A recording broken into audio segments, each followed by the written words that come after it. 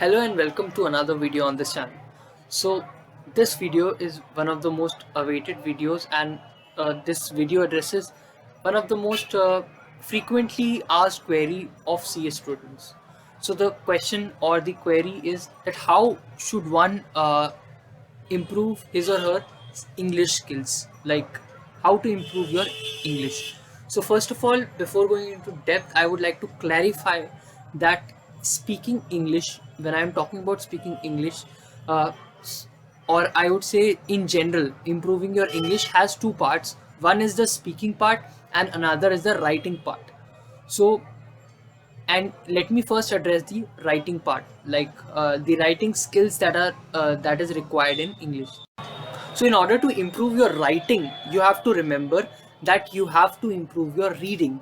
Unless you read a wide variety of subjects, or I would say that unless you're well read, you would not be able to write well.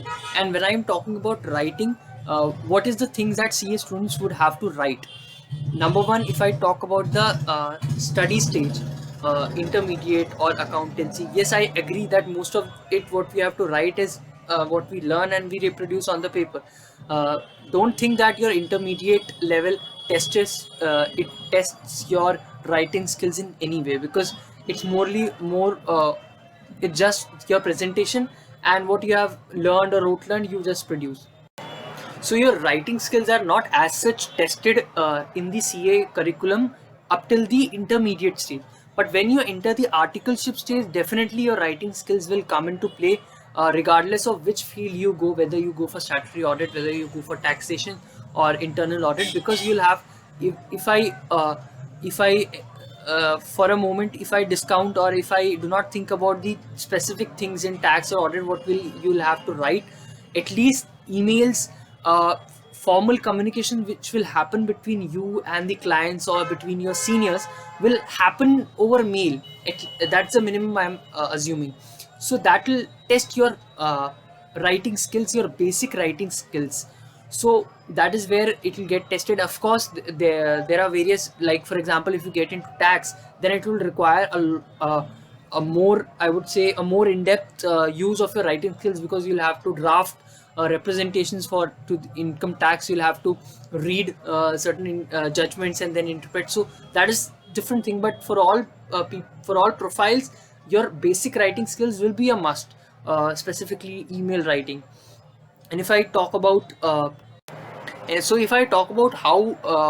you can improve your writing skills, first of all, trust me that between the two things, writing and speaking, improving writing skills is relatively easier. And there are many people who do not have any problem in writing in English, but the problem arises when they speak in English. So understand that writing in English comparatively easier. Of course, I'm not talking about writing on a literary context, that you'll write very good articles on something. I'm not talking in that sense that it is very easy. I'm talking about basic communication. Writing is comparatively easier than speaking. So what you can do in writing is, uh, first of all, I'm not talking about the tenses and those things, because when you are writing, I'm assuming that you are aware of those tenses and other stuff. You will, when we're writing, the main thing which we feel that which comes as a constraint is our vocabulary and our sentence structure. So that sentence structure and vocabulary will improve only if you read more. And what are the avenues which you can read?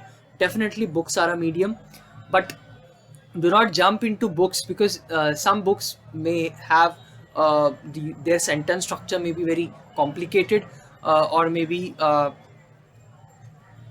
the vocabulary may be very difficult for you to comprehend as a beginner. To start with something which you find very simple, like the subject matter is very simple, like for example, it could be reading a movie review, or maybe anything and everything which you find interesting. Like for me, maybe I would find reading articles of something related to cricket or sports interesting. So maybe I will, it can be from the newspaper, or nowadays online there are various websites from which you can read blogs and you can read articles. But the main thing is, you should read you should have somewhat knowledge of the subject matter of which you are reading. So that, because whenever we are reading, there are two things. One is the subject matter. For example, I am reading an article of cricket, so I have an idea of cricket and I know how the mechanics. So when I am reading that article, I'll focus mainly on the sentence structure, on the tenses and other things. Because but if you read something which you are completely unrelated, for example, you read international affairs, what is happening between US and Ukraine, and you do not have a background of diplomacy and international affairs, then you will have two problems. Number one, you will not understand the language. Number two, you will not understand the context, what is the thing which is going on. So for example, let's say about a movie, you have seen a movie, you know what are the characters and other things. So when you are reading, you'll able to relate the content.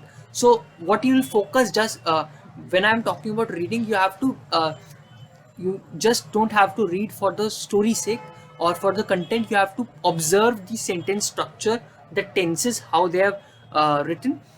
And obviously when you read unconsciously, you'll develop a vocabulary, because there will be some words which you stumble across which you do not know.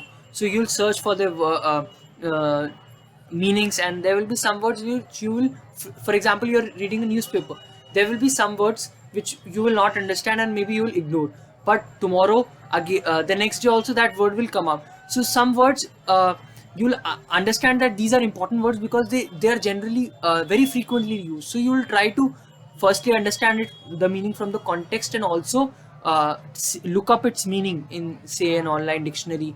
And nowadays on Google you can easily access that, and also see its translation, what it means in Hindi. So first of all, you have to start reading. At least 1 or 2 hours you have to read, and whatever be it, it can be anything. Do not feel that you have to read some novel or something related to that only. So that was about reading. Now coming to the most important thing, is speaking. So you have to understand that speaking involves two parts. First of all, your writing in English should be good, only then you will be able to speak. Because speaking in English and writing in English, there is not much difference. The difference is only that you have to here speak, you have, your mouth is involved here. So the problems which people frequently face is that they face problems in pronunciation of certain words. Okay. And then when they are talking, things do not strike them. Like, they make mistakes on tenses, grammar when they are speaking, maybe when they are writing. So basically your grammar and tenses and sentence structure, that has to be strong. First you have to work on your writing skills, only then jump to the speaking part. In the speaking, there are two things. Number one is your vocabulary. Now your vocabulary will come only through your writing, whatever you are reading. So reading is again very crucial. But you one more thing is important in to develop your speaking skill, is not just that you'll read books and you'll know how to speak. Speaking, again, you have to focus on listening. Now where to listen, who to listen. If you have somebody whom you can talk with, whom you can have a conversation in English. For example, you have mates in college, so definitely they get opportunity to interact with other people and talk in English. But I'm assuming that most of you would not have an opportunity to do so. So what you have to do is, you watch YouTube videos, like and so you try to watch videos in English. And by when I'm talking about watching videos in English, again, the content can be anything.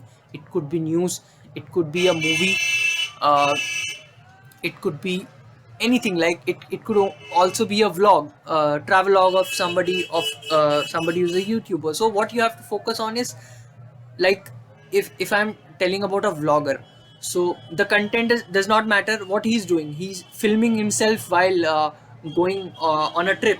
So what he'll be saying will not be very complicated that you'll not understand, but you have to understand how he's describing what he's seeing.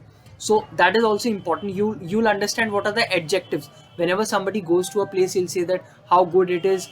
He'll use certain words to describe how that place is. So there is scope to learn language from any and every video which you find, provided hence your focus is on learning English. So you have to watch a video in English, and you have to uh, then grasp the words vocabulary, and also the way person is speaking. The way person is speaking, I mean, his pronunciation, his modulation, like how he's stopping in between, how he's using his hands. how he's using his body language when he's speaking. So those things will come only when you observe certain people and then start implementing in your life. You also start speaking with people. Like if I tell you about a CA student who is not doing a regular college, so I'm assuming you'll be enrolled in a distant learning program, or even if so, you'll have a network of people who you know. It can also be, let's say you attended an ITT batch and orientation batch. You'll have some network. I'm assuming that there'll be 5, 10, 10, 15 people in your network who will also be in that state, that they are not in a regular college. So you all can, what you can do is that you can come together and you can conduct meetings. Now everything is online, so you can also conduct meetings like Google Meet.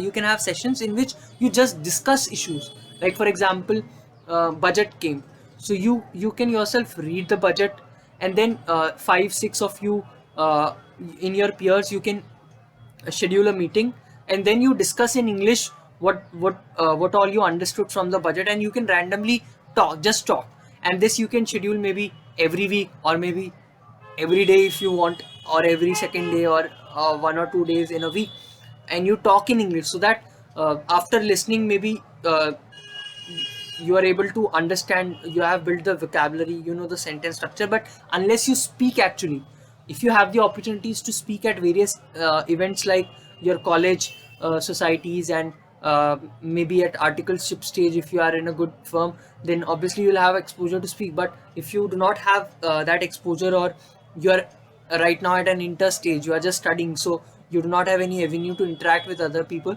so you can pick up these people who are there in your ITT batch, who are there in your OC batch, or in fact also people who you know who are in your coaching class.